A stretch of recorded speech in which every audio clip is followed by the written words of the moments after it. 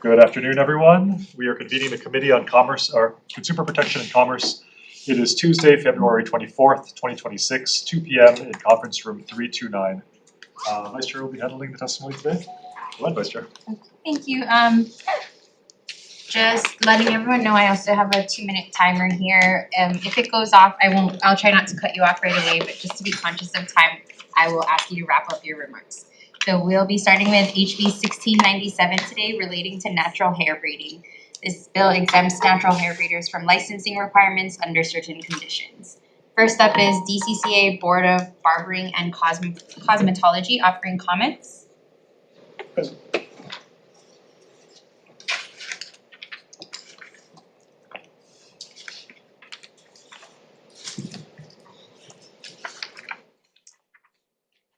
Good afternoon, Chair Matayoshi and members of the committee.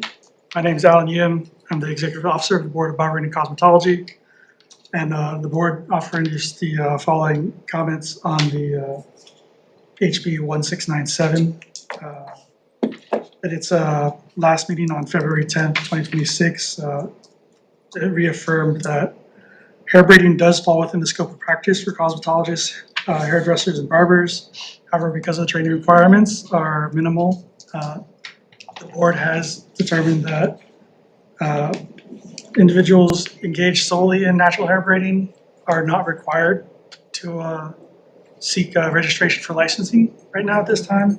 And another part within that, services offered by hair braiders, which would include waxing, cleansing, cutting, singeing, coloring, trimming, shampooing, and relaxing, are included within what a hair braider does, but those activities themselves would be required for licensure.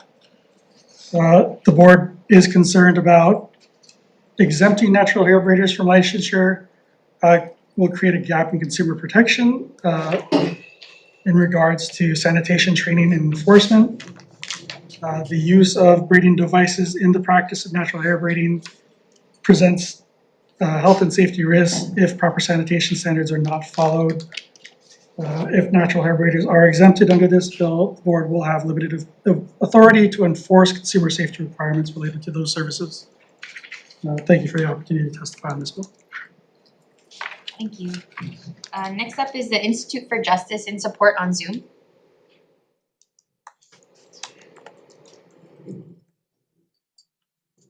Hello, Chair and members of the committee. My name is Courtney Fontaine, and I'm with the Institute for Justice, a nonprofit public interest law firm that works to protect the right to earn an honest living. And I am testifying in strong support of HB 1697, which would exempt natural hair braiders from unnecessary cosmetology licensing requirements in Hawaii. Natural hair braiding is a safe practice. It does not involve cutting, dyeing, bleaching, or the use of harsh chemicals. Yet, under Hawaii's current law, braiders must complete 1,250 hours in the state-approved hairdressing program before they can legally work. That is one of the most burdensome requirements in the country.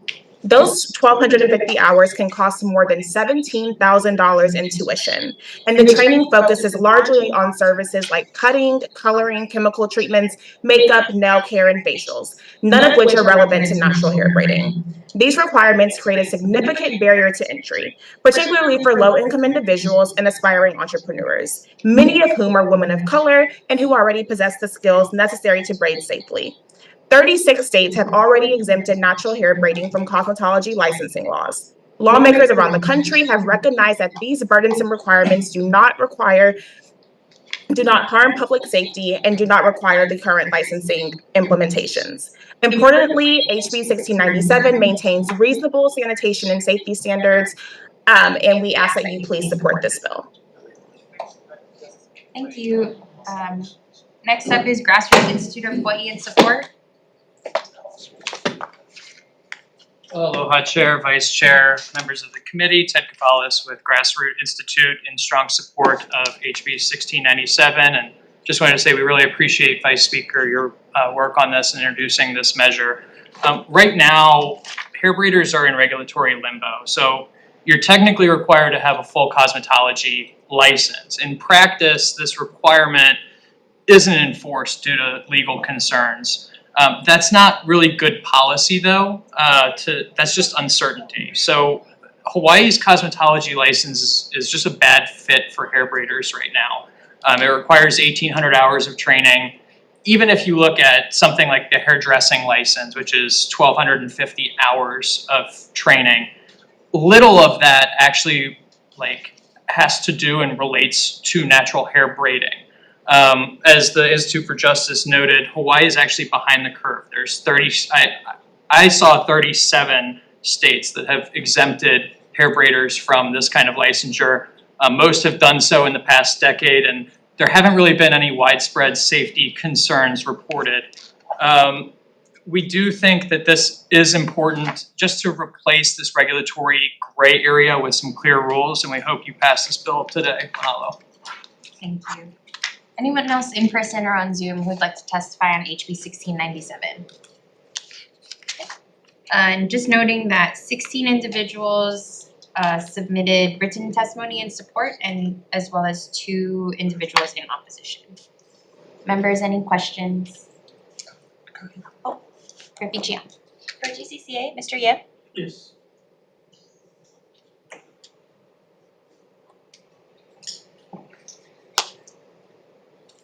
Thank you so much for being here today and for your testimony.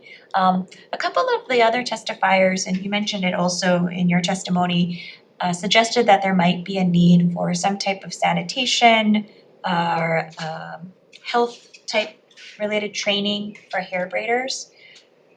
Is that what you folks are asking for?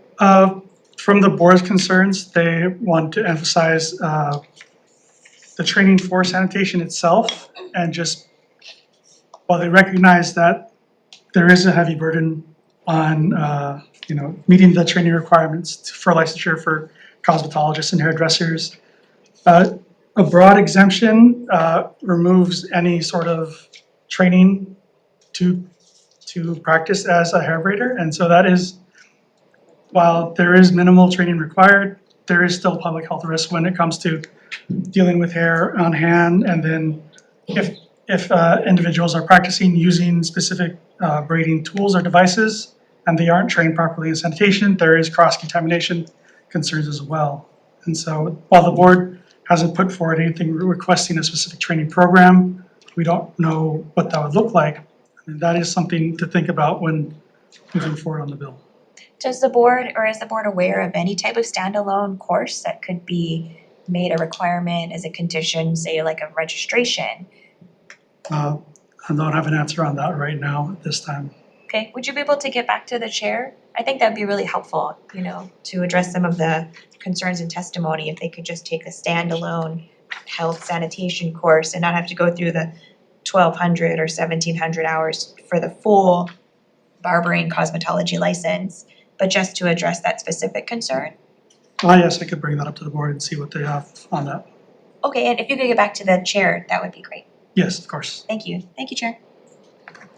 Thank you. Members, any other questions? Yeah, thank you. That was kind of along my lines, but it seems like there are other jurisdictions that don't require licensing for natural hair braiding, but that do require some kind of sanitation of your materials course or something. And I wonder if there are like some online versions that you guys can look at to say if you take this online course, then that would qualify. I mean, you could look into that as well. Yes, I could bring that to the board and see what they find best on that. And then my final follow-up is, you mentioned that the board determined that individuals engaged solely in hair braiding are not required to be licensed. Did you guys determine that in a board meeting with a published notice? Yes, there was over several public notice meetings this has been discussed. The most recent was just this month at the last meeting, which was a publicly noticed meeting. And then prior, we've had similar bills put to the legislature about this, and the board is kind of just reaffirming in that last meeting what's been discussed in other meetings as well. Right, so if somebody does any kind of complaint against somebody, you would just cite your minutes and the board's decision that an investigation will not follow. Is that correct? Depending on the complaint, we would forward it to RICO or the Regulatory Industries Complaints Office, to see if they feel there's something in there. It is determined on, the board specifically doesn't recommend investigations on complaints. If an individual has a complaint about a license, we can take the information in and forward that to RICO on the investigation. Okay, so I can see why this is needed, because it gets very confusing for people then. Thank you.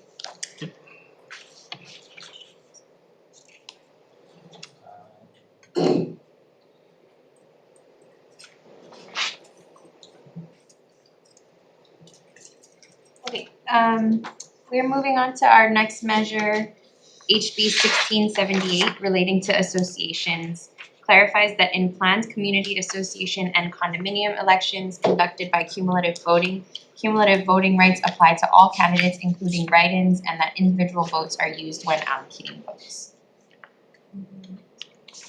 Okay. First up is Hawaii State Association of Parliamentarians in support. I guess it's the afternoon already.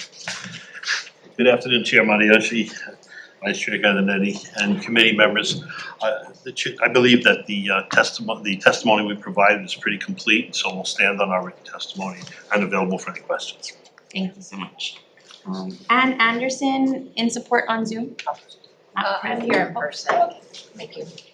Good afternoon, Chair, Vice Chair, and members of the committee. I support this bill. I think it's a needed bill to clarify that candidates include write-in candidates as well as nominees, and I ask this committee to adopt it. Thank you. Paul Ireland Coftenow, individual in support on Zoom, not present. Oh, Yeah, in I'll person. just stand on my testimony and join in Steve's testimony. Thank you. Thank you so much. Is there anyone else in person or on Zoom who'd like to testify? Okay. Aloha. Hello. Aloha, Chair, Vice Chair, members of the committee. I apologize. I submitted testimony on this measure, but I believe I accidentally submitted it. Well, I see it on HB 1679. So I have written testimony that inadvertently went to the next measure.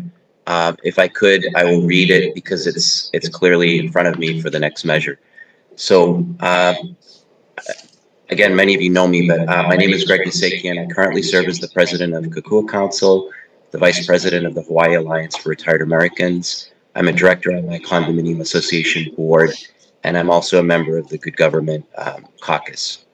And today I'm speaking as an individual, not on behalf of any of the organizations.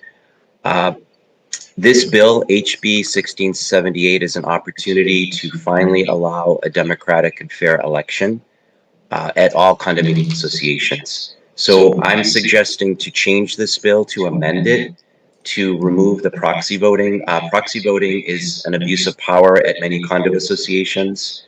It can be used both ways, but for the most part, when boards take control of the proxies or they solicit or certain people, it does become an abuse of power, especially with cumulative voting. So I'm asking that you look at this bill to amend it. You'll see my testimony on the next one in writing, and make it a better bill. And with that, I would also say, you know, it's a shame that the one bill that would have been the best bill for condominium owners was not scheduled HB Stay on topic, Ray. 2453, HB 2453. And I really urge the committee in the future to please look at that. Thank you so much. Mahalo. Thank you. Just noting an additional 10 individuals who submitted testimony in support, and one who offered comments. Is there anyone else who'd like to testify? Okay, seeing none, members, any questions? Question for the parliamentarian, sir. Sorry. Thank you for your testimony. It was very informative. I'm getting used to hearing aids as well. No, okay, I'll try to speak louder. So we heard a previous testifier talk about the, I guess, compounding cumulative voting with proxy votes. And my concern, and that you might be able to kind of address, is when proxies and cumulative voting is perhaps given to the current board or the community association management team to execute, could there be a way of stacking votes in a way to preserve, knowing exactly how many votes are coming in, how many votes are needed to keep the current board, and then you stack votes accordingly? Like, is that, I guess that's the fear some people have. Can you address that? I could give you a whole afternoon on this, but the chair would kill me and Yeah. that wouldn't make tonight's meeting. So, but the proxy is just a document that enables somebody to vote on somebody else's behalf. Right. Whether it's a board, an owner, or we've statutorily provided for board majority, board equal, or say quorum only, which says you cannot vote it. It's like a person with duct tape at the meeting. If you have cumulative voting, whether it's a proxy vote or a proxy designation or someone shows up at the meeting, it allows them to stack their votes for one person. The Chicago used it for aldermen in the 19th century, which that's not quite the example of elections we might want, but then they got rid of it in the 20th century. But that allows a minority to attain some representation on the board with cumulative voting. It also is one way that if a minority uses it correctly, they can actually take over a board. So the gate goes both ways, and there's a formula for it, and usually I've had a mathematician in the audience to help somebody to vote on a takeover, you know, because they worked out the numbers of what would get a majority of the board. So the cumulative voting is not the same thing as the proxy issue. The proxy issue is whether you trust somebody enough to vote on your behalf. The cumulative voting is whether that person has the right to vote as many times as there are positions open on the board.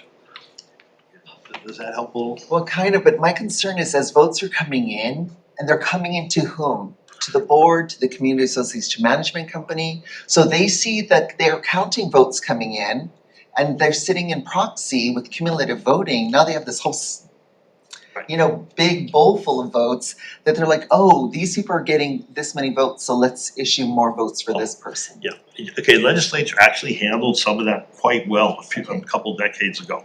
They made a deadline on proxies, first of all, so that way people were not bringing them in at the door. And there's only one group that really can bring them in at the door, it's not condos or community associations. So by having that deadline, it kind of shuts that off. It only always shows up in person. When they're counting the votes, people don't get to see that, it's just usually two tellers and the administration. And of course, if it's electronic voting, nobody sees it until the votes get in, right? But while the vote's getting done, okay, they can't kind of look to, oh, they're giving more for this one, I think I'll vote that way. At least in my practice, my daughter and my colleagues' practice, the votes are counted in a separate, you know, separately, and we have to tell people like, stay away. You know, we keep people away from the voting. So that's how that process works now. For proxies given to somebody, and I've been paid to be in the audience where my client got a lot of proxies, and we accumulated to get somebody on the board. So we've done that from the audience as well. Okay, thank you. Thank you. Help a little bit? Yeah, a little bit. Okay, thank you. Okay, Thanks. Thank you. okay, thank you. Members, any other questions?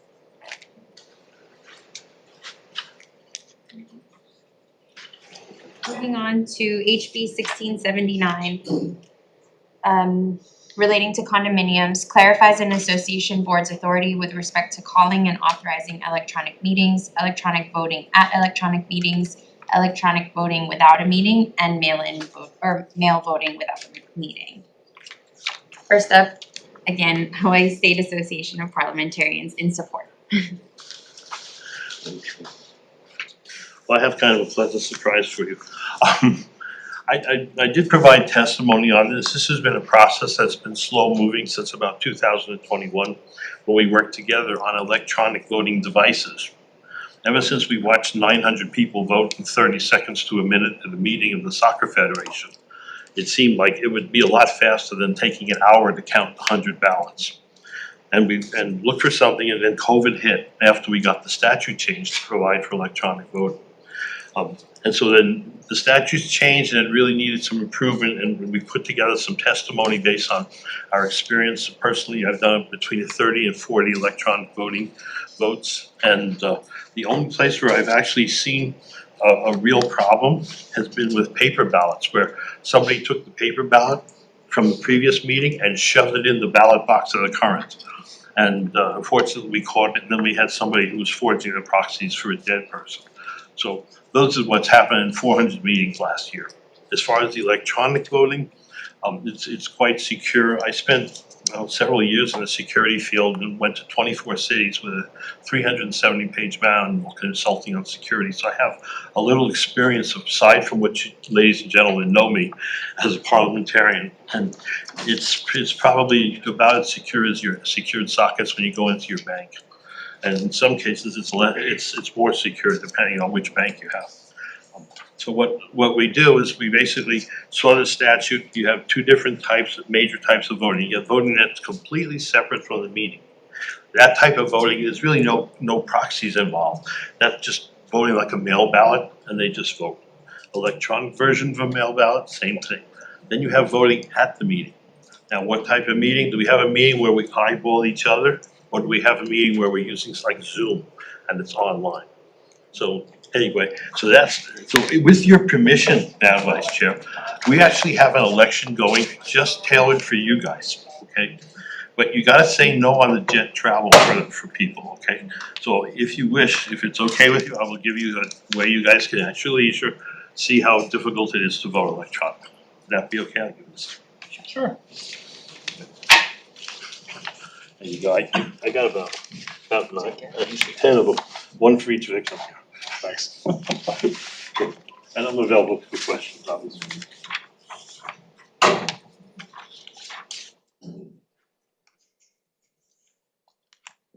Great, Ann Anderson, individual in support.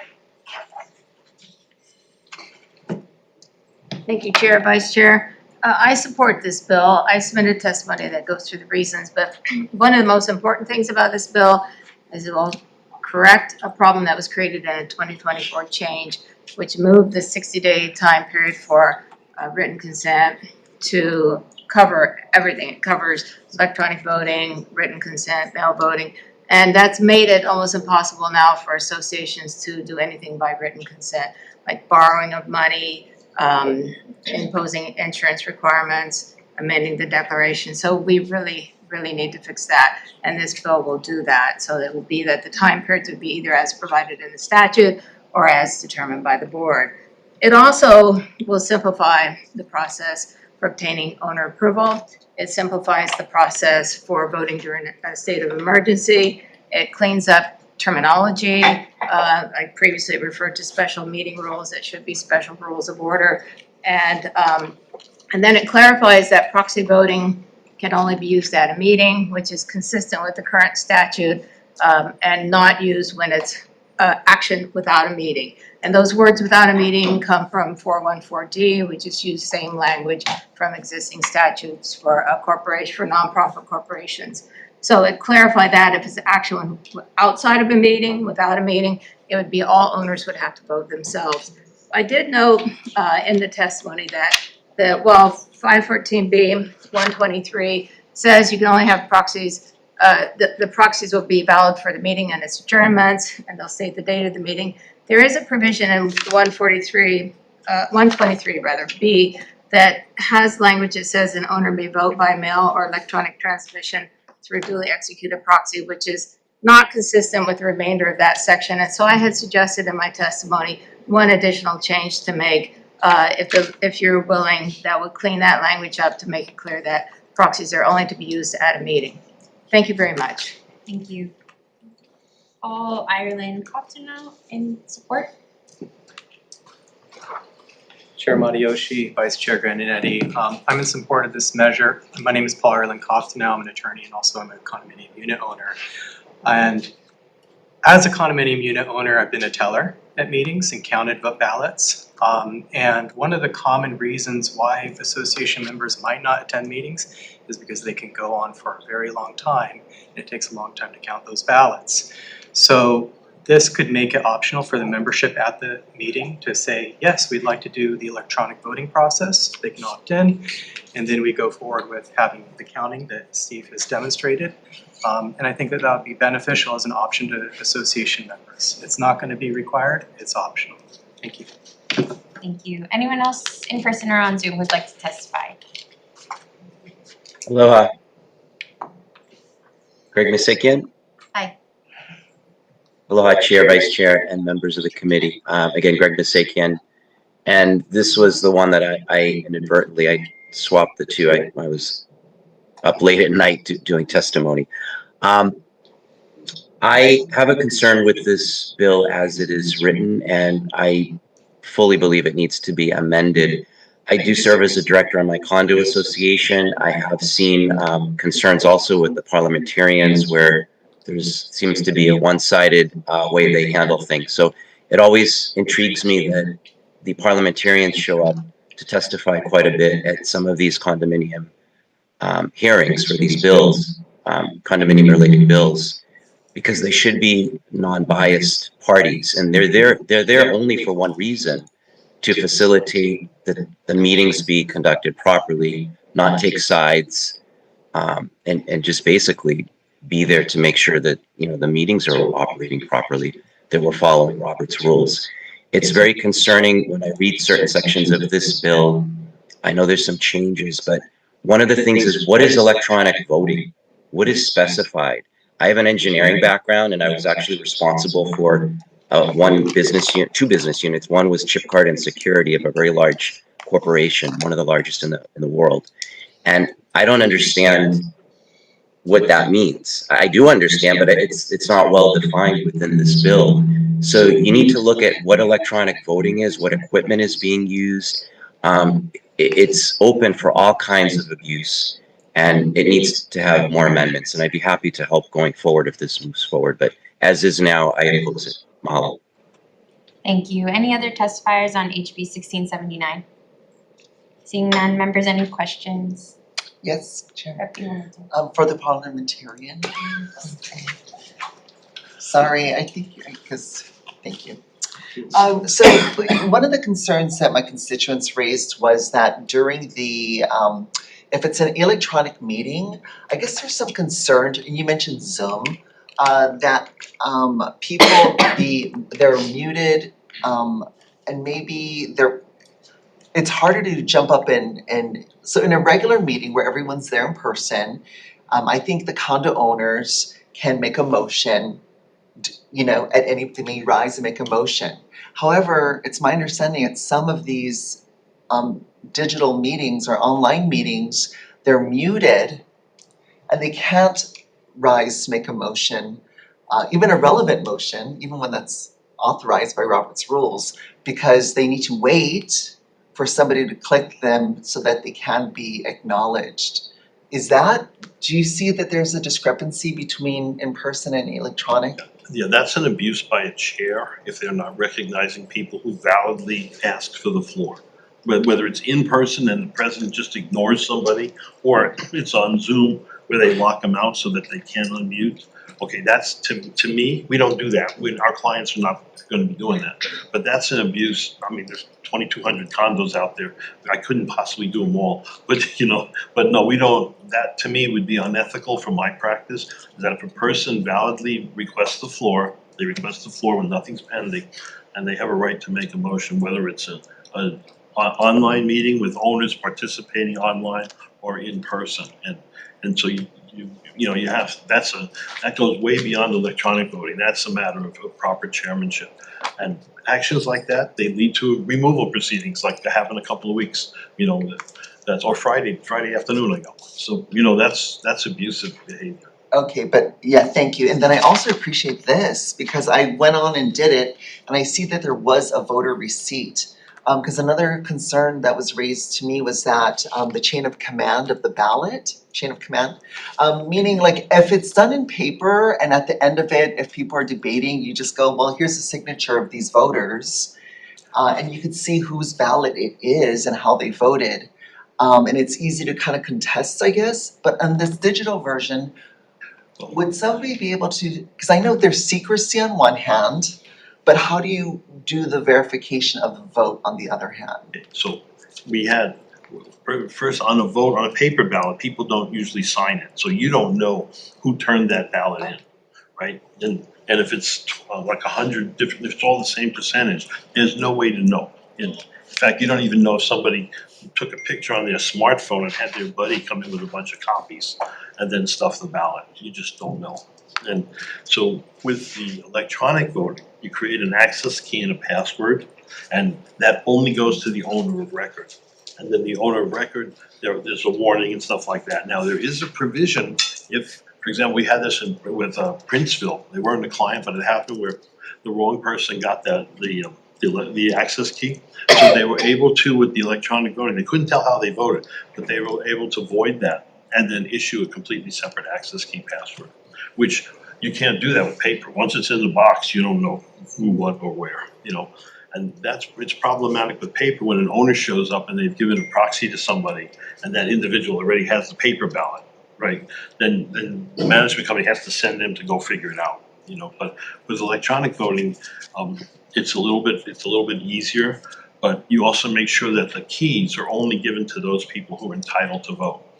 Now, if it's at the meeting, right, you're gonna have proxy holders, so they'll have their separate key.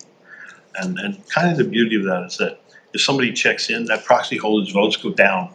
So if they're gonna vote, then it goes down immediately. So if there's another vote that comes up, that owner's right to vote is actually preserved. Thank you. And I hope that was kind of fun to do. I couldn't tell how you voted on the jet travel, so. Okay, thanks.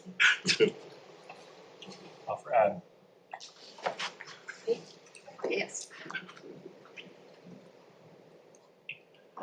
So I looked at your testimony and you're suggesting that a bit of a clarification of the proxy voting language.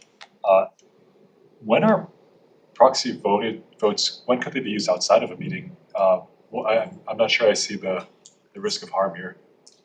Well, the statute already says that proxies are only valid for the meeting to which they pertain and their adjournments. And then it says that proxies have to state the date of the meeting. So we've always construed that as you cannot use a proxy outside of a meeting. So we're trying to make it consistent with the existing law. I think when proxy voting was really created when people were attending meetings and then they couldn't get to the meeting. People live on the mainland, maybe they're sick, maybe they have to work. And so they wanted to be represented at the meeting. And so then they would give their proxy to somebody else. But when it's outside of a meeting, generally there's a period of time that you can vote. Maybe it's 30 days, 45 days, 60 days, that everybody has an opportunity to vote. And personally, I think it's best that people vote their own proxies, cast their own votes, and they would have the opportunity to do that. So there isn't the same compelling reason for the proxies, but we put this in there when we're drafting this because that's what the law says now. So the law. You know, understandably, I'm just wondering if it's needed. It sounds like it's not needed. It's just kind of maybe a clarification if this committee believes that more clarification is needed. Yes, so it really is just to clarify it. I mean, so we put the language in there because I view the proxy language right now as it exists to say it can only be at a meeting. And so we wanted to make that clear because when we've done some voting outside of a meeting, people have raised the question, can we vote by proxy? I say no, the statute, because I read the statute to say you have to have that. I put it in there for clarification. I like to try to avoid disputes when possible. And to make the language as clear as it can be. I mean, if we add the at a meeting language, Yes.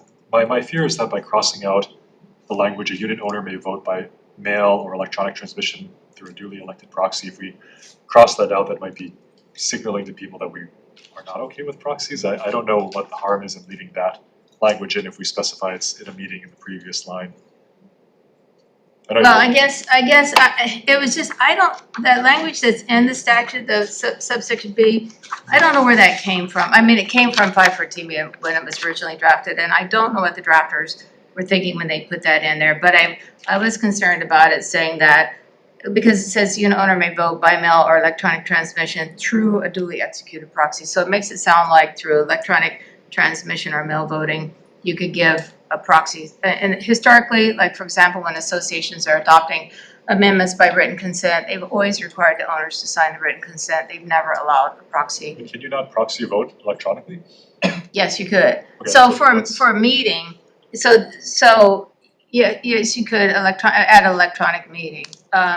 So I guess if you're concerned that this would mean you couldn't do it at an electronic meeting, then we can tweak this language a bit, or I guess you could just put at a meeting. But the problem is we wanted to make it clear that it's when it's mail voting or electronic voting without a meeting, there'd be no proxy. So maybe the language could be tweaked a bit more. If that's your concern, then it would give a message that somehow you couldn't have proxies at an electronic meeting, because you could, because that's a meeting. So Okay. I'd be happy to send you some suggested wording if you'd like. Let me give some thought. Okay, thank you. Thank you. Can I ask a follow-up question of Anne? And sorry, I'm just clarifying, so you raised, I think, a good point, which is proxies were originally an option because, let's say as a condo owner, I couldn't make it there in time to the live meeting, either geographically, physically, or because I'm somewhere else at that same time. So it's either, so that's why you send somebody with a proxy. And your point is, I think, is that if it's not, if the voting's happening like not in a meeting, if it's not being prescribed by a place or a time, then why can't an owner execute their vote on their own behalf?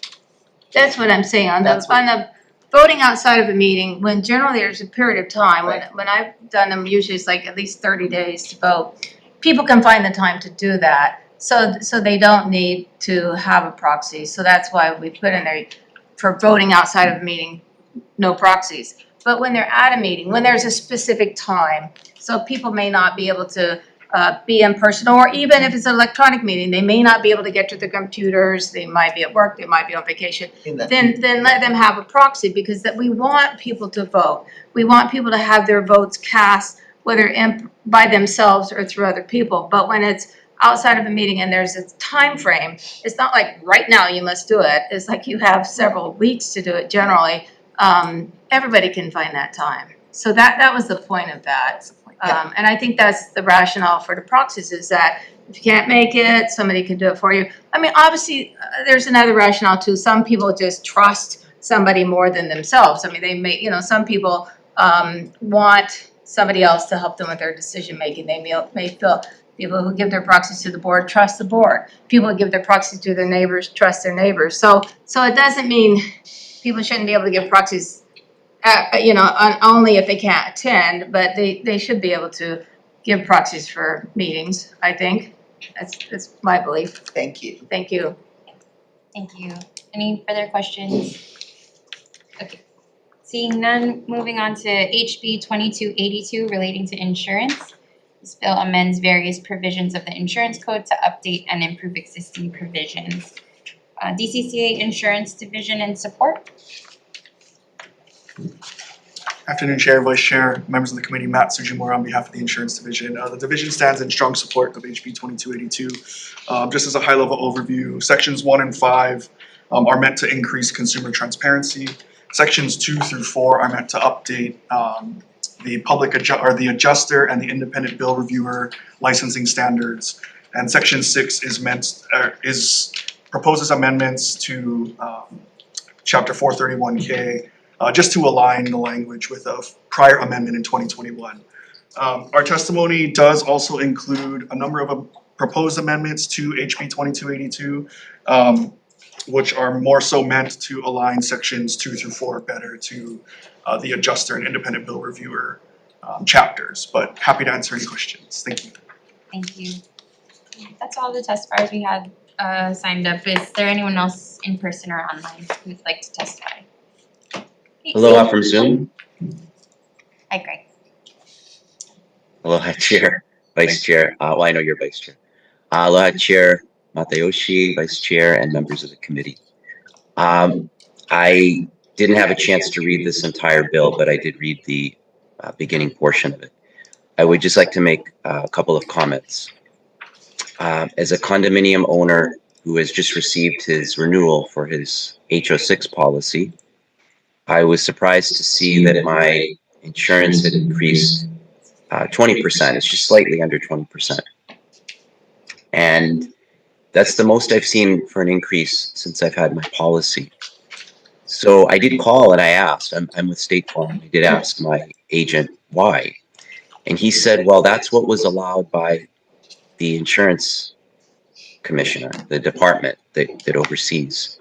And I asked, is it across the board? And he said, well, no, it's independent of different, providers of insurance. So I guess they're not all cut the same. It's very concerning to me, and I do know that, again, as a condominium association director on my board, our insurance went up quite a bit again this last year. Not outrageous, but it was up quite a bit. And we're paying a lot of money. So the insurance crisis isn't fixed. And we need to look at that in a better way, but this bill probably has some good elements in it. But I would ask the committee and our legislators to really look carefully at these increases. There needs to be a cap. 20% is a lot. What And part of I this know bill are you talking about? My HO6 policy, Yeah, both what part about the this bill are you talking about? well, I'm just saying it's relevant to, it's the very beginning of the bill. I'm sorry, if I could go to it, bear with me. I'm just gonna open it. And are you in support? Are you I'm supporting this making bill? comments because I haven't read through the whole bill, but it basically just talks about explanation of premium increase. Insurers shall reasonably explain changes in premium upon written request by the policyholder for any premium increase at renewal. I just made a phone call because I know my agent very well, and he was very candid and just explained, why it went up and that it was kind of an across the board thing. I've never had a claim. There was no reason for it to go up, but 20%, the highest increase I've had so far. I thought the market was getting more stable. And he did make one last comment. Yeah, okay. There's one, if you have a question, he did make an additional comment you'd be interested in about, but I'll stop there. Thank you, Rick. Thank you. Members, any questions? Okay. Seeing none, moving on to HB 1940 relating to condominium associations. Requires a condominium association to make available on an internet site the association's general ledgers, project information form, and statement of accounts at no cost to a unit owner or the unit owner's authorized agent. Reduces the reasonable fee a condo association may charge to provide copies of association documents from $1 per page to 75 cents per page. Community Associations Institute Legislative Action Committee in opposition on Zoom.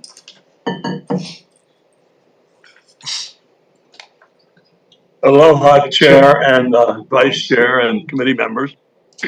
My name is Richard Emery. I'm testifying on behalf of CAI. We were in strong opposition to this bill. I think we all would agree when you have a resale of a condominium, you want to have full disclosure and you want to have all the money all square at closing. The industry supports the bills or the documents that condos provide, the ones they maintain in the ordinary course of business.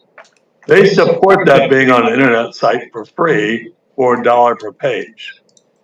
What we have is a secondary issue on the resale of a condominium where a buyer and seller enter into a private contract with the terms and conditions negotiated for the buyer and seller. For the 35 years I've been a broker, those costs have been borne by the buyer and seller because that's who it primarily assists. So take the statement of account form. That is not an association form. They don't keep in the normal course of business. It's a form issued by the title or escrow company to make sure the money is all square at closing. And so they issue a preliminary report that's completed on what charges and payments have been made. But then 24 hours before closing, they issue a final form. And that requires the management company to call the bank, make sure there's not a stop payment check, look to see if there's been any additional charges against the unit, such as an insurance deductible or something else, and there's work involved in that. Then you take the RO 105C, that's a Hawaii Association of Realtors copywriters form. Well, a lot of lenders aren't satisfied with that form. They actually have their own questionnaire with another 4 pages of questions that have to be completed that assist with in most cases, the buyer getting a loan. Then you have foreclosures and receivers submitting forms so they can do their job in the court system. And then you have the RR 105C. And I was on the original RR 105C committee that was formed in the mid-1990s where the industry worked with HAR to develop this form for better disclosure on the common elements of a condo association. At that time, it was agreed by all the parties there's a cost associated with that, and it would be paid for by the buyer or seller in escrow. And what's important about that to understand is that that form isn't a static form, has to be within 10 days of the purchase contract, and it Richard, has would you to mind be, wrapping up your comments? Sorry. okay, it has to be directed to a specific unit. And so this bill and the additional cost of having a major website is just gonna price this out of the market, because someone's gonna have to pay for it. It's gonna be charged to the association and the owners, and this is an overreach, it's not gonna be helpful to anybody and make it worse. Thank you. Thank you. Hawaii Association of Realtors in support? Thank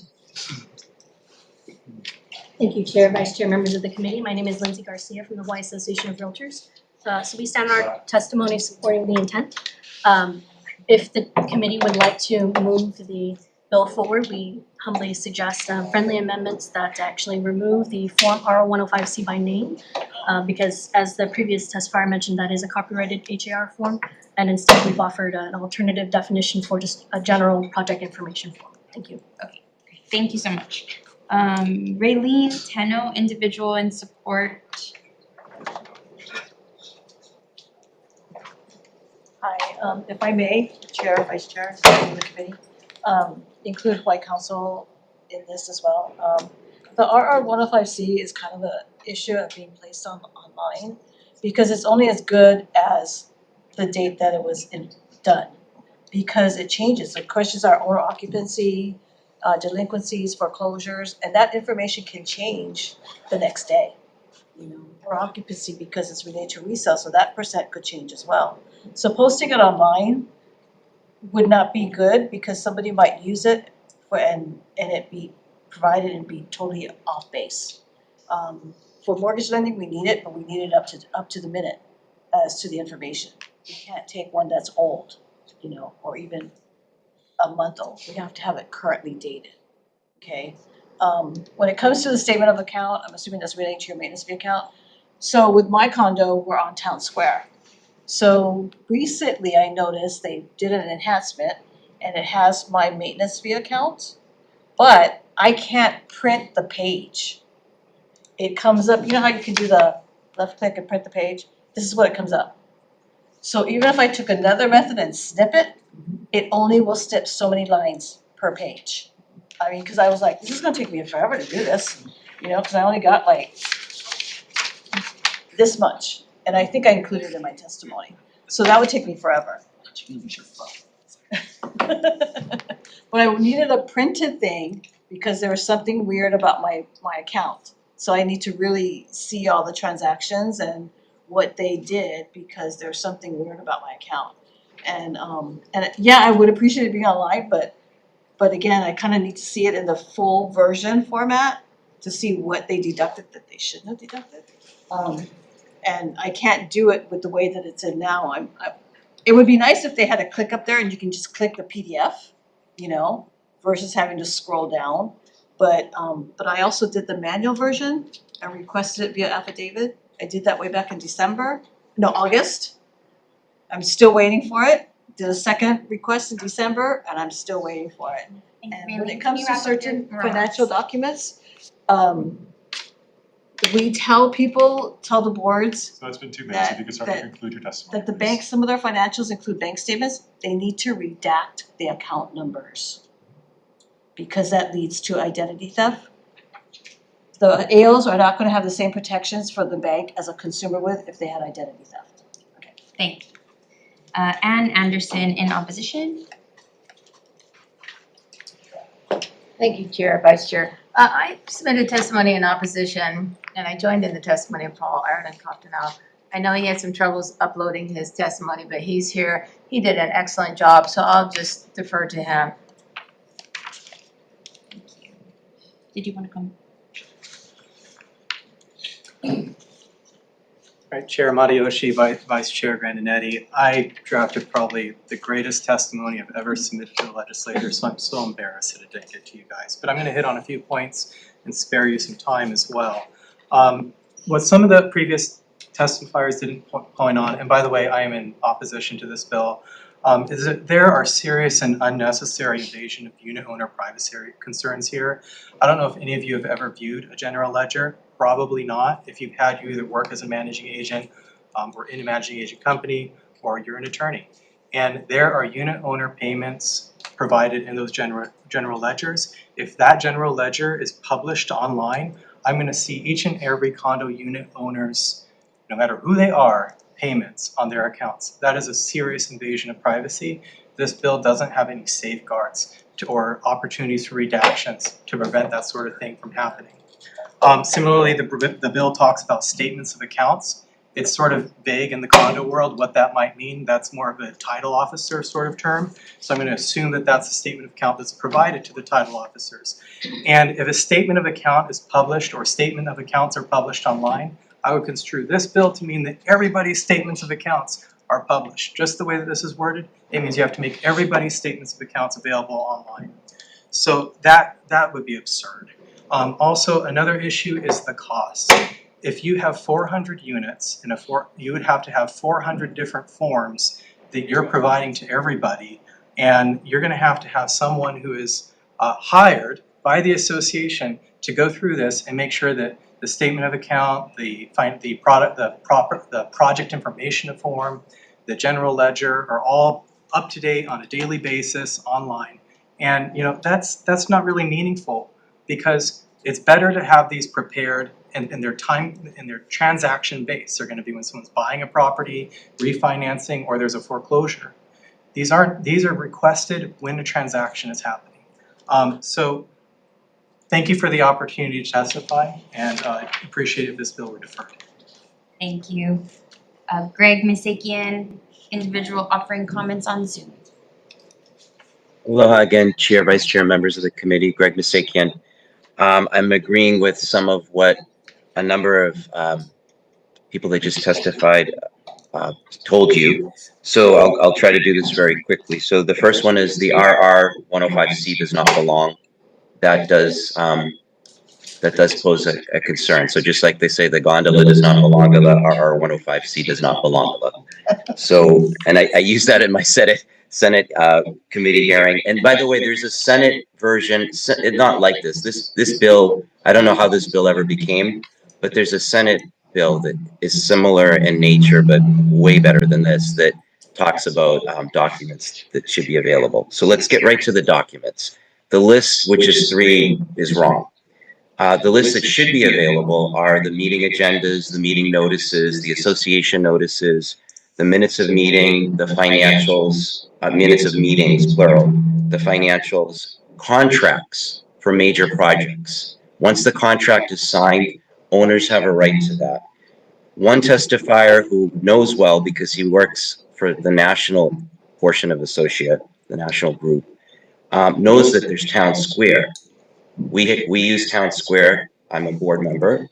I'm an owner, and we utilize Town Square, which is a web portal where I can get some documents, not everything I would like, and they're available to download. Not all, and it's there. The other thing that's very important is insurance. We were just talking about insurance a moment ago. Insurance documents, the summary, and other things. And as a director, I would like to be able to get the policy. So I should have special privilege. I do actually on Town Square, but I would like to see the policy. So I'll stop there. That's the list. So I do agree with some of what was said, and I don't agree with others. But this bill should be POW. Mahalo. Aloha. Thank you. Anyone else who'd like to testify on HB 1940? Okay, seeing none, members, any questions? Everyone wants to. Thank you, Chair. I have a question for this gentleman who gave really good testimony, but we didn't get it. But I had a question. You mentioned confidential information, that would be bad if it was shared publicly. But like when we share Google Docs and we can make and we're allowing other people to view it, you can actually make certain columns not viewable. Are you saying that the program that currently holds this information, there's no way to keep certain columns of confidential information unviewable? Like, So when I think of a general ledger, I think of all the transactions that association has. And if you produce a general ledger to the public or to the entire ownership, you're gonna see everything. You're gonna see my payments to my association. This includes everyone's payments to the association, and I think that is where we're having an issue of privacy. I don't want, if I'm delinquent, I don't really, which I'm not, I don't want my neighbors to see that I'm delinquent. I think that could open the door for, elevator harassment or people making a mockery out of me. I just think that that's a very sensitive document. thank you. So I have a question. So can a prospective owner, someone who's looking to buy, are they allowed to see this ledger in person? I think that's a question for Richard. I don't, but so it is a document that I have provided as an attorney upon request, but it's redacted. We do not want to, for privacy purposes, we do not release information that is private to an individual unit owner. So I wouldn't release unit owner names, the unit numbers in the document. And the problem with this bill is it doesn't offer any safeguards for that, nor is it practicable to have such safeguards because you're posting it just on the internet out in the open, so. Got it, okay. And then somebody I was speaking to about this said one potential safeguard could be having a licensed realtor using their realtor number, I guess, to access a document and then have a prospective buyer just look at documents on their own computer where they're basically putting their license on the line saying, no, I need to keep this confidential, but you can view this, like I can go in because I'm a licensed professional, but then like the general public can't see it. Is that something that could be a potential safeguard? I'd have to see how it's written, but I really would feel uncomfortable having any realtor who has just being able to view the entire financials of the condominium, including those other unit owners. I think I'm not sure what ethical responsibilities are in place for realtors, for example, if they would reveal or misuse that information. Okay, so. Thank you. Members, any other questions? Seeing none, moving on to HB 1671 HD1 relating to health. This bill allows a licensed dental hygienist to place interim therapeutic restorations in public health settings under the general supervision of licensed dentists. First up is DCCA Board of Dentistry offering comments. Thank you, Chair, Vice Chair, members of the committee. My name is Julius Tolardo. I'm the Executive Officer for the Board. Right now, the Board would like to stand on its written testimony, offer comments, and questions. University of Hawaii in support? Not present. Hawaii Oral Health Coalition in support on Zoom? Aloha, Chair, Vice Chair, and members of the committee. I'm Patrick Donnelly, the Statewide Oral Health Coalition Manager for Hawaii Public Health Institute and Hawaii Oral Health Coalition. We'll stand on our written testimony in strong support of this measure, and we are so thankful for the opportunity to testify. Thank you. Aloha Care in support on Zoom? Not present. Paul Glassman, DDS, MA, MBA, individual in support. Thank you. Yes, I appreciate the opportunity to say a few words. I'm Paul Glassman. I'm Associate Dean for Research and Community Engagement at California North State University in Sacramento, California. And I've been working with the Department of Health and the Hawaii Oral Health Coalition for several decades, helping them through consultation and technical support of a whole bunch of things. And specifically for this bill is providing a duty for dental hygienists in Hawaii that has been in place for over a decade in California. It allows dental hygienists to place small fillings called interim therapeutic restorations, and they can be placed with no filling, no drilling, and no local anesthesia, and they last as long as conventional restorations. In California, before our bill was adopted to allow this, we did a demonstration.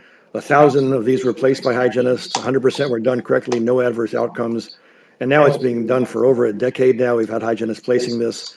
It's well accepted, it can be done safely and effectively, and the most important thing we found in California is, in our decade of experience, is that because hygienists have this ability to do this in public health settings, this has resulted in a lot of children getting dental problems treated early in the disease process and allows them to grow up with good oral health and able to learn in school and avoid all the terrible consequences of untreated disease. So I appreciate the opportunity to share a little bit of our experience in California related to this bill in Hawaii. Thank you.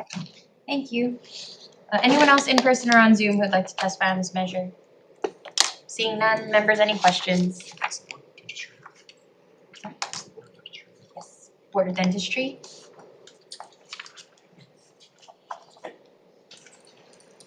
So you made quite a few suggestions in your testimony, but a lot, I guess my question is whether a lot of those or all of those suggestions could be accomplished by rulemaking or if it needs to be an HRS. So right now, in the HRS, we have a similar certification for anesthesia. That's explicitly in the HRS what the applicant needs to submit to the board in order to be certified. So it would be slightly different than the dental certifications we have right now, but it is possible that through rulemaking we could add those. But the rulemaking process is pretty long. So when the effective date of this is, I don't know if we would be able to have the rules in time for when this is in place. Okay, so you're suggesting that we add the certification language and all that into the HRS itself? That's one of the concerns of the board, yeah. Because right now, if you look up a dentist's name, any person, you can look up your dentist on our search tool, the MyPVL search tool, and you can see specifically that they're certified in type A or type B anesthesia. So if there are dental hygienists that are certified to do ITRs, interim therapeutic restorations, and those that aren't, if there is no certification, there's no way for a member of the public to see whether or not they have the submitted certification that they would need. I'm sorry, that you said for dentists, is that also for dental hygienists? Yes, dentists and dental hygienists, yeah. Okay, so you could look anyone up and see what kind of certifications they have? If they can do, for dental hygienists, it's a different type of anesthesia, but for dentists, there's the type A and type B. You would be able to see if they are approved to do it, or if they have like a RN or an MD anesthesiologist, you would also see that person on their license page. Okay, thank you. But we were just hearing that they don't use anesthesia for these processes. Which is an example, I think. So the dental hygienist, but this is just an example of the public being able to see the certifications that a dental hygienist would have. So like anesthesia, they would be able to see they can or can't do the ITR. Any other questions, members? Seeing none, we'll move on to the next measure. Next up is HB 1481, HD1, relating to human remains. It requires any funeral establishment, mortuary, cemetery, crematory, or hydrolysis facility to dispose of the remains of a dead human body no later than 60 days from the date of burial transit permit has been issued or from the date of an affidavit for amendment of the permit has been submitted.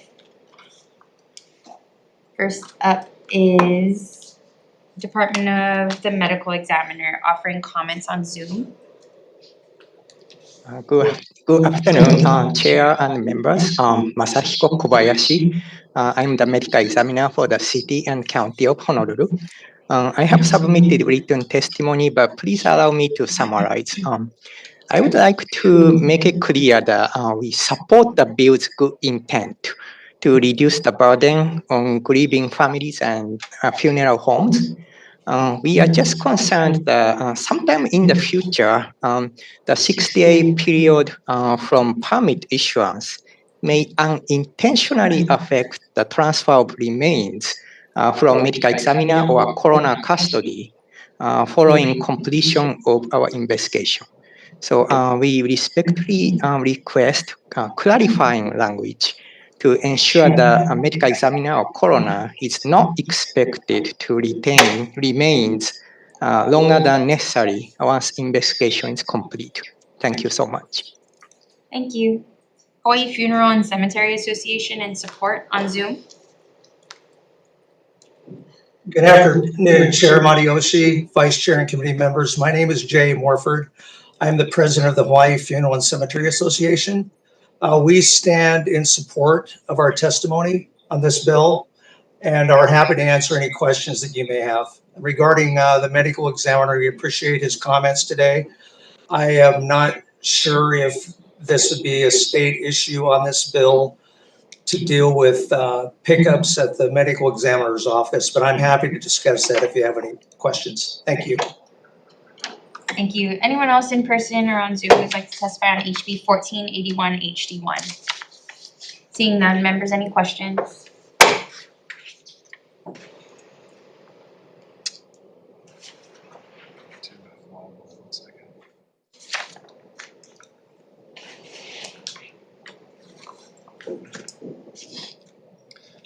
Yeah, I have a question for actually Jay. Are you still online?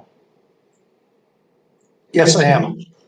So the bill, as it's written, proposes two different dates.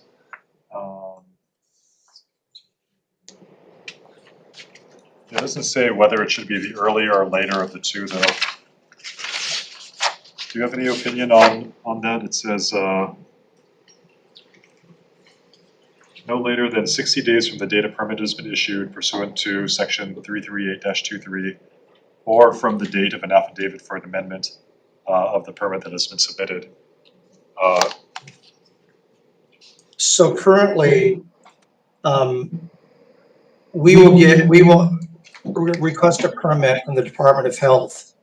When we have authorizations from the family, we get cremation dates tentatively scheduled or burials tentatively scheduled.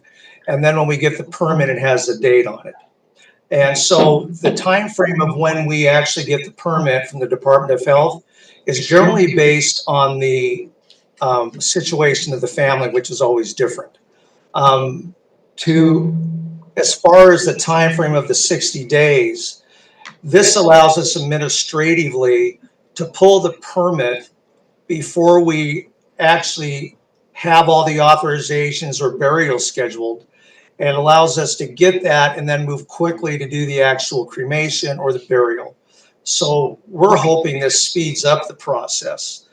In regards to the medical examiner, the director's comments, when a family, we can't remove from the medical examiner until we get authorization or until the medical examiner has finished their procedures and they've cleared the case for us to pick up. At that time, when we get authorization from the authorized representative, it's the mortuary's responsibility at that time to go pick up from the medical examiner. The issuance of the permit is unrelated to the pickup at the ME. It's unrelated.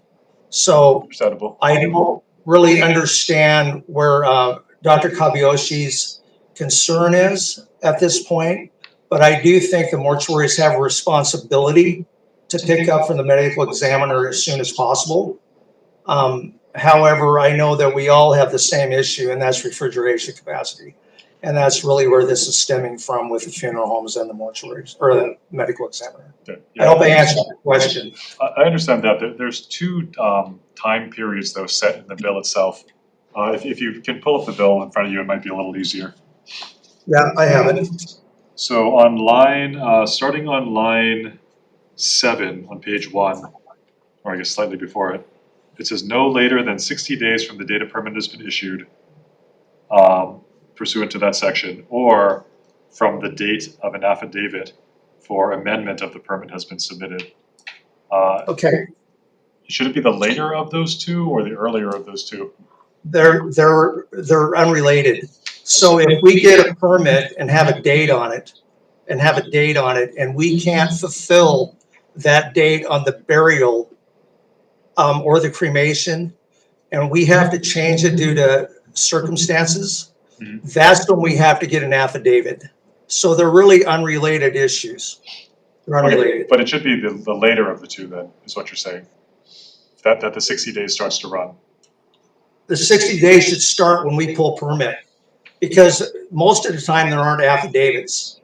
The 60 days should start when we pull the permit, not on an affidavit, because if we pull the permit and then we do the disposition, or we schedule the disposition and we can't do it, if we have a date on that permit, it would require an affidavit to change it.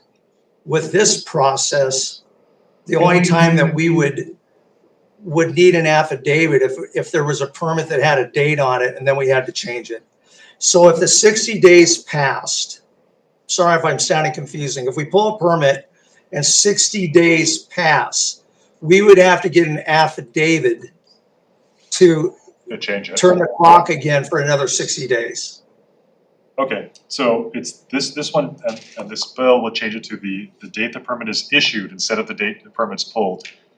Or That- the date and that affidavit, so if the 60 days has passed and you have to get an affidavit, then I'm assuming the 60 days would run again from the Yes. affidavit, so it should be the later of those 2 dates between the permit, or if an affidavit needs to be pulled, then it would restart the 60-day clock, basically. Fair enough, yes, that Okay, makes so sense.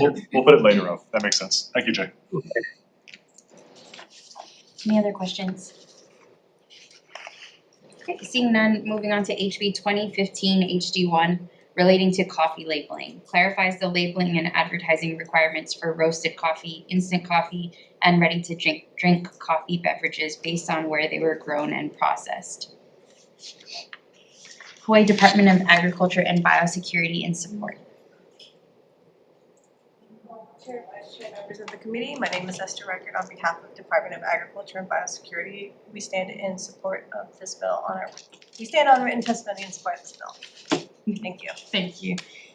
Anyone else in person or on Zoom would like to testify on HB 2015 HD1? Seeing none, members, any questions?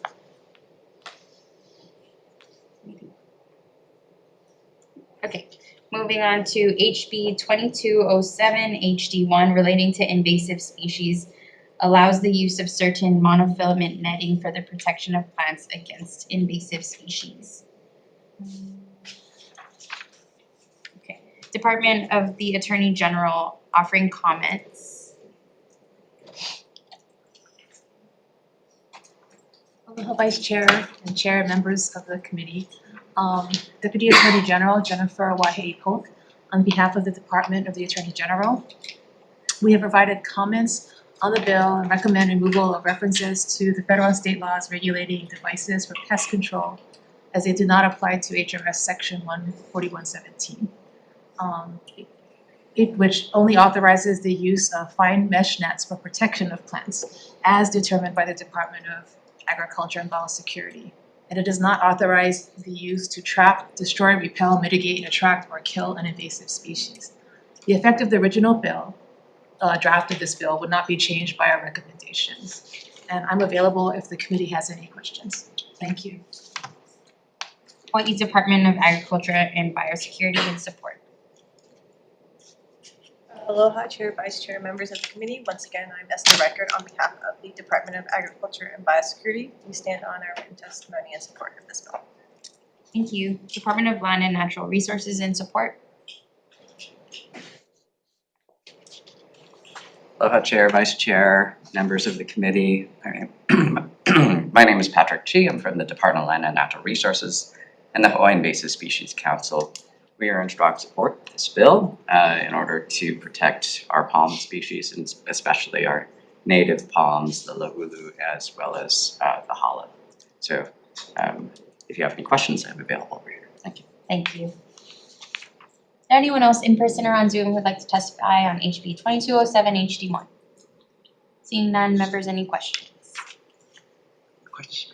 Everyone wants to. For DAB, maybe? Have you had a chance to read the AG's recommended amendments? Yes, I have. And do you have any problems with those amendments, or they? So I would acknowledge them, and I would like to actually add on a different, or deviating a little bit from that. So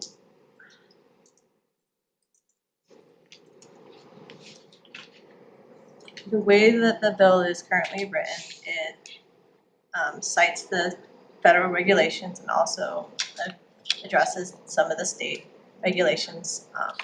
My concern is that it might be a redundancy in how, in citing the regulations, because the Department of Agriculture and Biosecurity already has the authority to regulate these nets if they fall under those definitions and jurisdictions. So it might be a redundancy in the law to include it there. It would be more appropriate to address it in the business.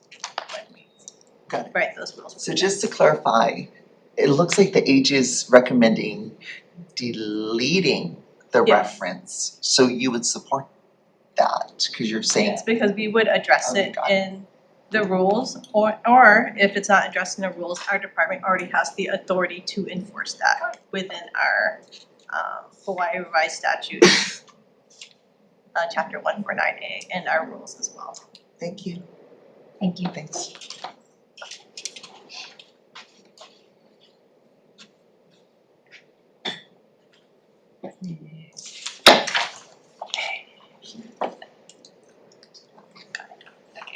Okay, moving on to our final measure, HB 2486 HD1, relating to solar energy.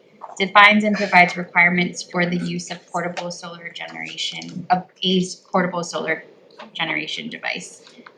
Provides that electric utility companies are not liable for any damage or injury caused by a portable solar generation device. Requires each portable solar generation device to be registered with the PUC. First up is DCCA Division of Consumer Advocacy, offering comments. Good afternoon, Chair, Vice Chair, members of the committee. Michelangelo, Executive Director for Division of Consumer Advocacy. Stand on our written testimony, providing comments and questions. Thank you. Public Utilities Commission, offering comments. Aloha, good afternoon, sorry. Good afternoon, Vice Chair Grandinetti, Chair Matayoshi, and members of the House Committee on Consumer Protection and Commerce. My name is Andrew Kabe. I'm the Utility Analyst at the Utilities Commission. I am here on behalf of Chair Itamura and the Commission. I stand the Commission's written testimony offering comment on this measure. I'm available for any questions the committee may have. Thank you. Thank you. Climate Change Mitigation and Adaptation Commission in support. Aloha Chair, Vice Chair, members of the committee, Leah Laramie, Climate Change Mitigation and Adaptation Commission, stand on our testimony in support and available for questions. Thank you. Hawaii State Fire Council in opposition on Zoom. Not present. Kauai Island Utility Cooperative offering comments on Zoom. Good afternoon, Chair, Vice Chair, members of the committee. Sato from Hawaii Island Utility Cooperative. KIUC stands on its written testimony providing comments on this measure. Thank you for the opportunity to testify. Thank you. Bright Saver in support on Zoom.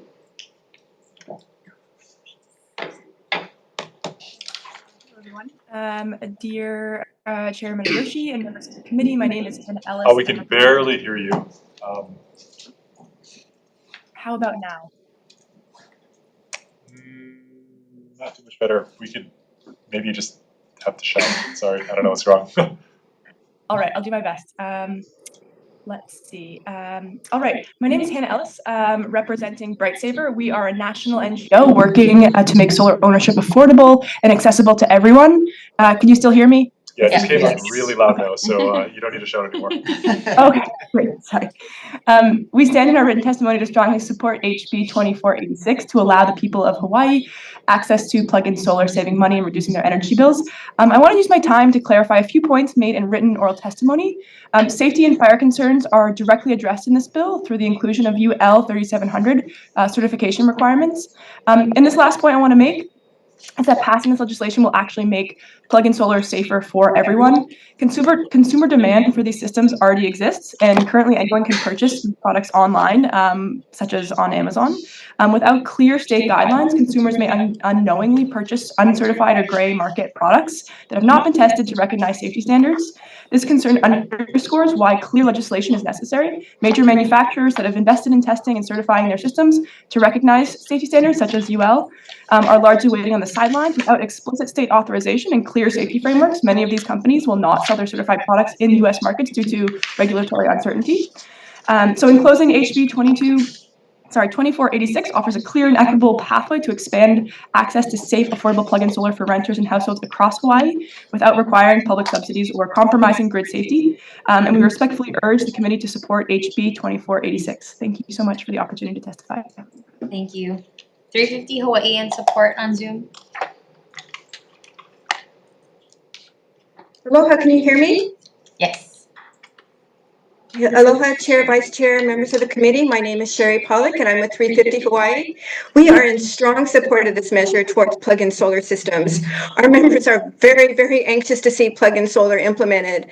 These systems are game-changing. They are safe, low cost, and they work for renters, apartments, homes with unsuitable roofs. This is about cutting energy costs and reducing emissions by updating our rules to match the realities of new, proven technologies, offering immediate relief from skyrocketing energy bills. For too long, the benefits of solar energy have been limited to homeowners with the capital to invest in rooftop projects. Plug-in solar reinvents this narrative, making cheap, clean energy a viable option for everyone, which is sorely needed to help with electricity, making it more affordable. Plug-in solar systems include safety features, including those that prevent electricity from backfeeding into the grid during a power outage, protecting utility workers from hazardous live wires. We suggest regarding the underwriters laboratory certifications, we have some comments in our written testimony, and we are suggesting amendments to make sure that the measure meets these latest safety standards. Our written testimony provides more details on this. And with all due respect to some written comments from a testifier who said that portable solar is not yet proven, is not yet approved for consumer use, that's inaccurate and misleading. A safety standard has been developed by underwriters laboratories, and we strongly urge the committee to pass this measure to ensure access to affordable renewable energy, making it easy for everyone to participate. Thank you for the opportunity to testify today, and please consider our suggested amendments. And also, I strongly encourage you to take advantage of the expert that just spoke before me if you have any technical questions on this measure. Thank you so much. Thank you. Greenpeace Hawaii in support on Zoom. Good morning, from Green Hawaii. Thank you for hearing this bill. Plug-in solar systems are designed to ensure safety in residential plug-and-play scenarios. Plug-in solar systems are subject to rigorous safety standards to mitigate risk of electrical shock, fires, and structural failures. Additional plug-in solar systems are designed for safety features that prevent electricity from backfeeding into the grid during power outages, protecting workers from hazardous wires and live fires. Utah passed solar systems, plug-in systems last year, and based on the available reports, there have been no fire incidences from these plug-in solar systems. We heard this is a concern at this point. To put this in perspective, commonly used gas generators that can be bought without registering, Center for Disease Control and Prevention said each year more than 400 Americans die from unintentional carbon monoxide poisoning not linked to fires. More than 20,000 visit emergency rooms and 4,000 are hospitalized. The Consumer Protection Product Safety Commission estimates that about 100 people die each year from carbon monoxide poisoning associated with portable gas generators. So we can see that plug-in solar is nowhere near dangerous as commonly used gas generators, and so these are very safe systems, has been commonly has been reported earlier. Thank you so much for hearing this legislation. Please pass it. It's going to be a game changer for everyone and help us fight our growing climate crisis. All the best to you. Thank you. Paul Bernstein, individual in support. Chair, Vice Chair Graninetti, thank you for the opportunity to testify. I'd just like to echo some of the comments around this being an issue about affordability and equity. So it's a low-cost system that allows people to save energy, save on their energy bills over a long period of time. So I urge the passing of this on affordability and equity. Stand. Mahalo. Thank you. Rita Ryan, individual in support on Zoom. Not present. Not present. Anyone else in person or on Zoom who would like to testify on this measure? Seeing none, just wanted to note there were 47 individuals who submitted written testimony in support. Members, any questions? Repi Wamoto. Thank you. I have a question for Bright Saver. Regarding the safety, some of the concerns from the testimony in opposition was that it could flood the utility. I guess all of this power could go from the solar panels into the plug and out of the unit and into the main system. What is the technology stopping that from happening? Great question. You have to unmute yourself.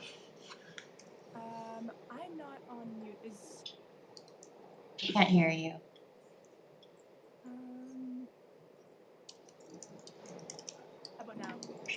Very soft again. Is it a problem on our end? We can play charades. Oh, you hear me we can hear you Now we Yes. can, now we can hear you. Okay. Apologies if that's on my end. That is a great question. So we at Bright Saver, we commissioned a study with some of our partners about this issue, about the issue of if a bunch of different apartments or homeowners would plug in these systems and how much of that power would go back to the grid and potentially overload the grid. And so we actually included Hawaii in this study because we knew Hawaii has extremely high energy prices, and Hawaii would be a really great opportunity for this technology. And all this to say, even with 40% of all folks living in Hawaii, there would be no export to the substation level, meaning that the electricity that's generated by these panels is relatively small and is used up within the home, and if not used up very locally. So all this to say, the amount of power that these are generating is pretty small. It's a really exciting way for people to kind of get involved in the solar movement, but it's nothing compared to a rooftop system that has generated much more power than these small panels. So ultimately, there's very little chance of a huge amount of flow to the grid. That there'd have to be a huge saturation of these panels on the islands for that to happen. Okay, can I ask a follow-up?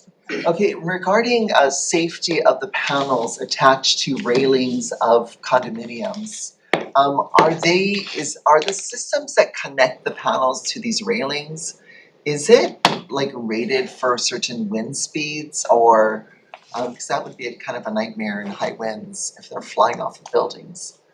Certainly, yeah. So the current standard UL 3700 that recently came out in December includes that these panels must be tested for, I believe it's snow, wind, and hail, I believe. So if a system is 3700 certified, it will be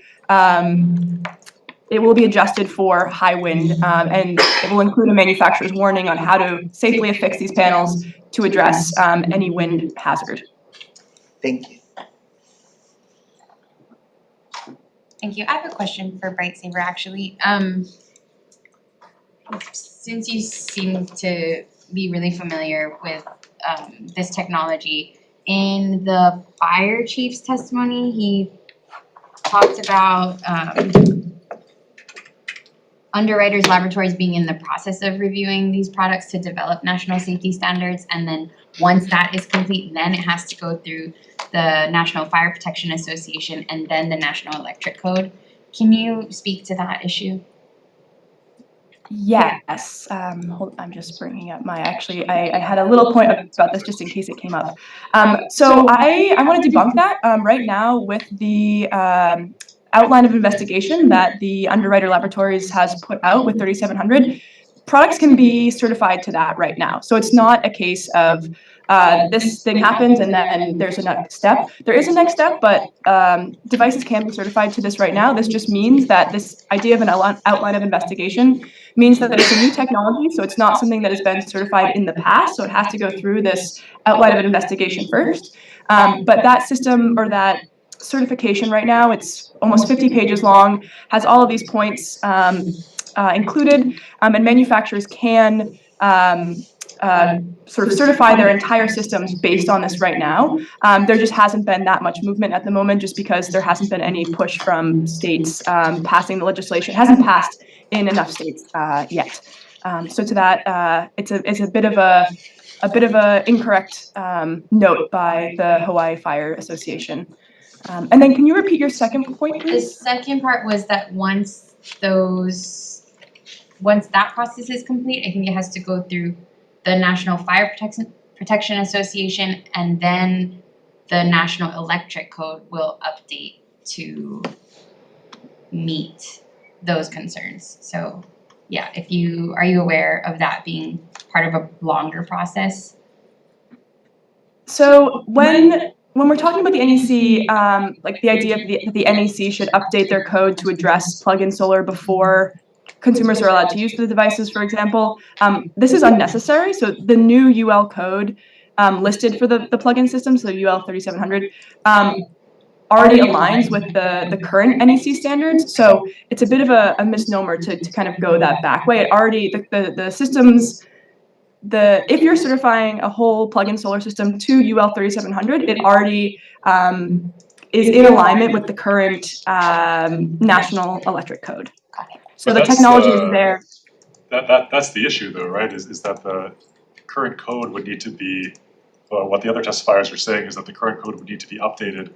I mean, UL 3700 might conform to the current code, but I thought the point was that the current code needs to be changed, and therefore UL will also need to update its standards after that.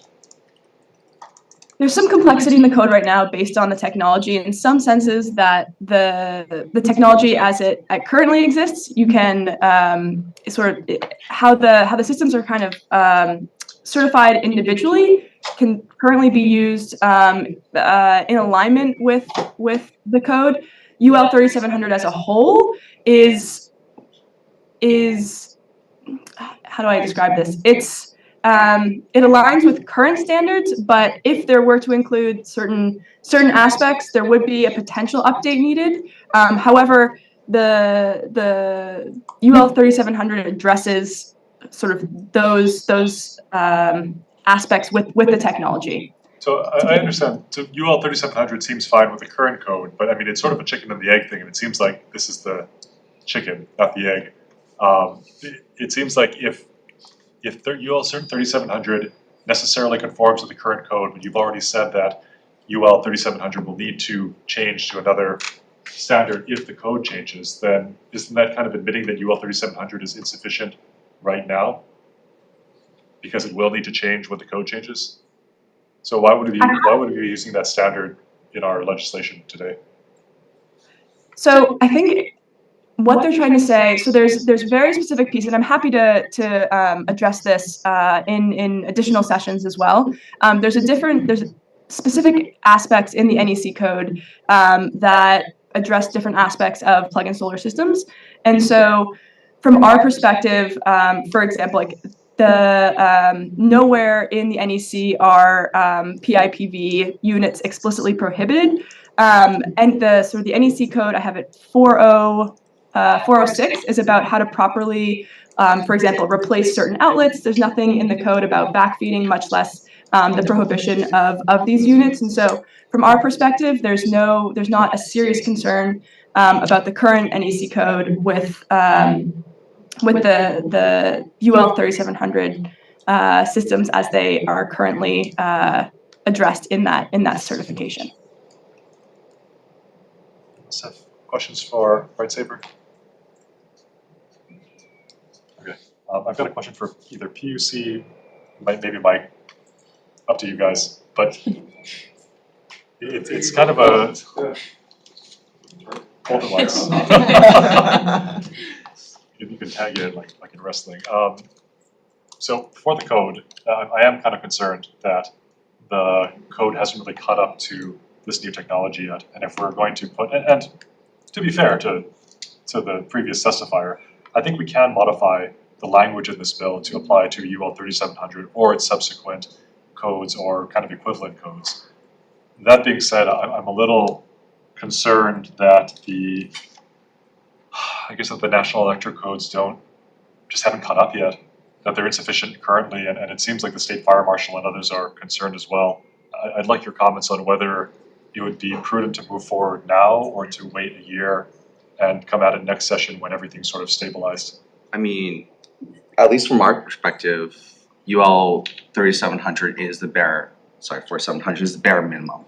And we're trying to take a very light approach here. We don't want to discourage the enthusiasm around this potentially cost-saving measure that allow solar to be deployed across the islands to people that haven't, have had the opportunity to do rooftop solar for a variety of reasons. So we really took a really light-handed approach to that. Maybe it's not the right standard just based on for safety reasons, so we understand that. So to the extent that maybe there is a better way to do this, we're open to suggestions, especially if the bill could keep moving in that way. if you want to substitute the language out, we'd be open to that as well. I do want to note that as a backup to that, the current interconnection process, which I know a lot of people are against it, but the current interconnection process can take care of a lot of these issues. And again, we're not suggesting that here. And we know that a lot of people are concerned about that, and we understand those concerns. But again, with the appropriate waiving of screens that are already done for non-export systems, it could be a backstop. If people are really concerned about these things, we could just send it to the interconnection process as per normal, as a normal kind of solar system does, and that's a backstop. Again, people will argue against it. I know they'll be like, they don't even want us to track the systems. I kind of think that's non-negotiable. We got to keep our workers safe on the grid. The linemen, patrolmen. But maybe if that's something that you want to consider as a backstop. But again, not. That might ruin the whole bill. Mike, do you have any? Mike.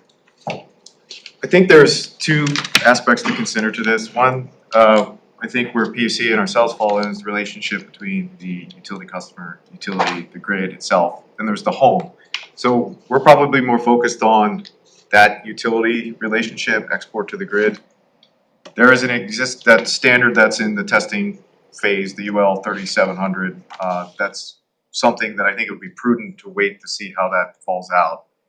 But that may not address all of the concerns, the right combination of safety standards that could be incorporated onto the home side. It falls a little bit outside of our kuleana, but it's something worth noting. Fair enough.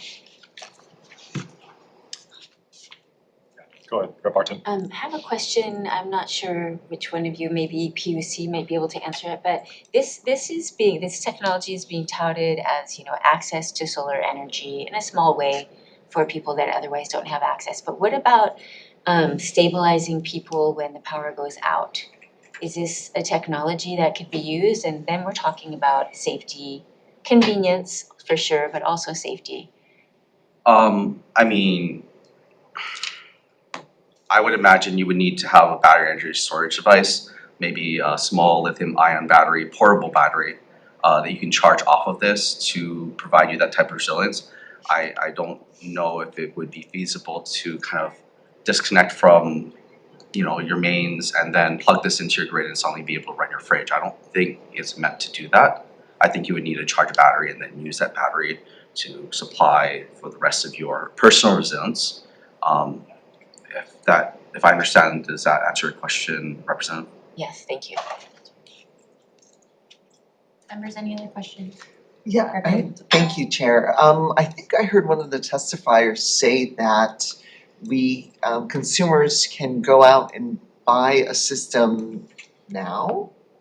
Is that true? I don't know. I don't believe so, but I can't speak to that. That's true. If it's system now, which is why she was saying, come up, the microphones are not gonna pick you up back there. yeah, that's true, which is why the representative from Bright Saver is encouraging the passage of the bill. Is that you're gonna have these people put on systems that are less than safe if you don't start introducing legislation and requirements for what these should be. So I believe EcoFlow already has a system in place. Now, the other question, if Will, that you just asked, these systems, in terms of your question, Representative Martin, that in general, they don't have a battery backup. So you'd have to have a battery if you want to run them. And the thing is, if the power goes out, the system goes down if there's no battery, which means that there's no danger to the lineman. The system is that true of all systems, even the random Amazon ones that have that safety feature? As long as there's not a battery, my understanding is that the current UL certification that I hope Bright Saver's still on, the current UL certification is that they should shut down if there's no power coming into the home, but I defer to. That makes sense. Any other questions, members? Okay, let's take a short recess.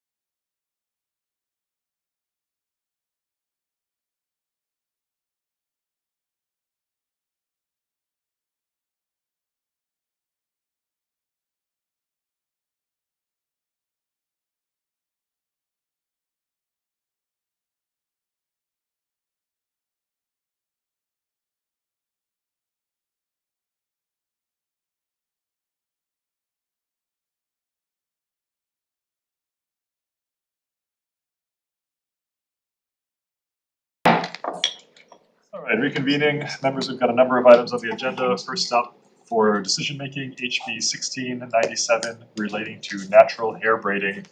I do like this bill. I think we need a little more work on it. I'm gonna defer decision-making to a later agenda just to get responses from the Board of Cosmetology as far as the courses that might be needed for sanitation and also recognition of certain conditions that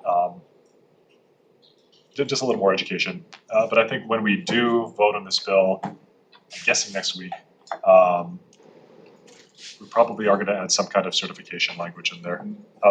We'll see, but anyway, we're gonna defer decision making for now on that one. Next up, HB 1678 relating to associations. Chair's recommendation is to defect this date and pass it out. Members, any comments? Chair, I'm going to be voting with reservations, only because of the compounding effects of proxy and compounding might lead to some potential abuses. Any other comments? Okay, Vice Chair for the vote. Voting on HB 1678, Chair's recommendation is to pass with amendments. Chair and Vice Chair vote aye. Representative Chen? Aye. Representative Ilagan? Aye. Representative Ichiyama? Aye. Representative Iwamoto, reservations? Yes. Representative Kong? Aye. Representative Lowen? Aye. Representative Martin? Aye. Representative Tam? Aye. Representative Parrott? Aye. Chair, your recommendation is adopted. Okay, moving on to HB 1679 relating to condominiums. We'll be defecting the date, and I also want to adopt part of Ann Anderson's testimony, just clarifying clarifying HRS 514B-123 subsection B by adding the words "at a meeting." Members, any comments? Okay, Vice Chair for the vote. Wait, I'm sorry, Chair, if I may. Given the number of testimony in opposition and that some of my constituents have asked me to vote no, even though I do appreciate you taking Ann's amendments, I'll be voting no. Any other comments, members? Okay, Vice Chair for the vote. Okay, voting on HB 1679, Chair's recommendation is to pass with amendments. Note everyone is present. Any reservations? Any no's? Rep, you want more to know? Okay. Chair, your recommendation is adopted. Okay, moving on to HB 2282 relating to insurance. Chair's recommendation is to adopt the proposed amendments from the Insurance Commissioner's testimony and to defect the date. Members, any comments? Rep. Iwamoto. Thank you, Chair. I'm going to be voting with reservations. I actually think this bill does need teeth. It does need, we do need to retain the ability to impose sanctions if the insurers do not comply. Okay, any other comments, members? Vice Chair for the vote. Voting on HB 2282, Chair's recommendation is to pass with amendments. Noting reservations from Rep. Iwamoto, are there any other reservations? Any voting no? Chair, your recommendation is adopted. Okay, moving on to HB 1940, we will be deferring this measure. Moving on to HB 1671 relating to health.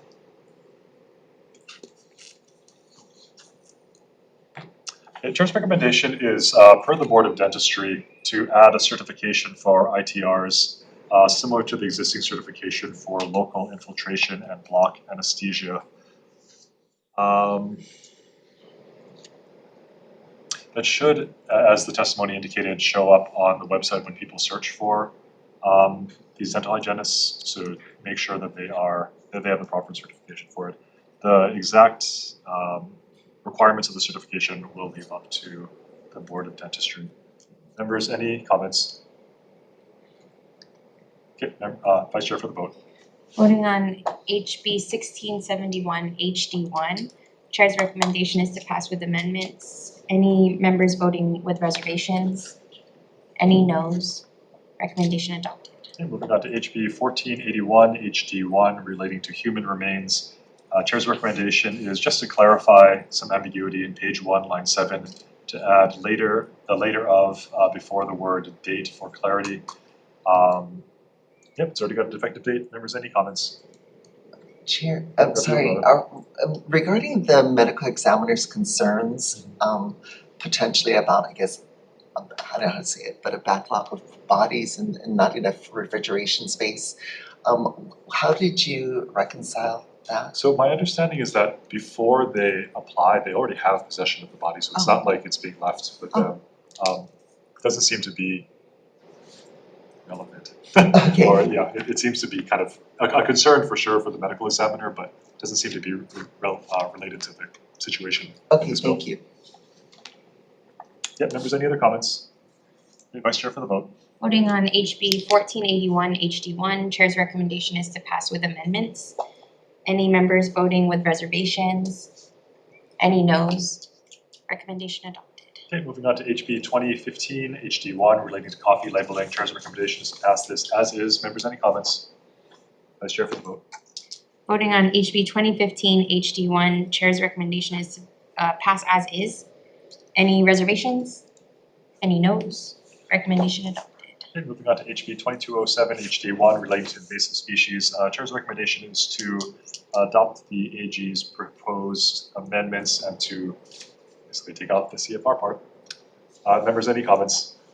Okay, Vice Chair for the vote.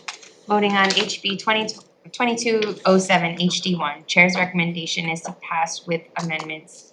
Any reservations? Any noes? Recommendation adopted. Okay, moving on to the last bill on the agenda, HB 2486 HD1. We'll be deferring this at this time. All right, members, we are adjourned.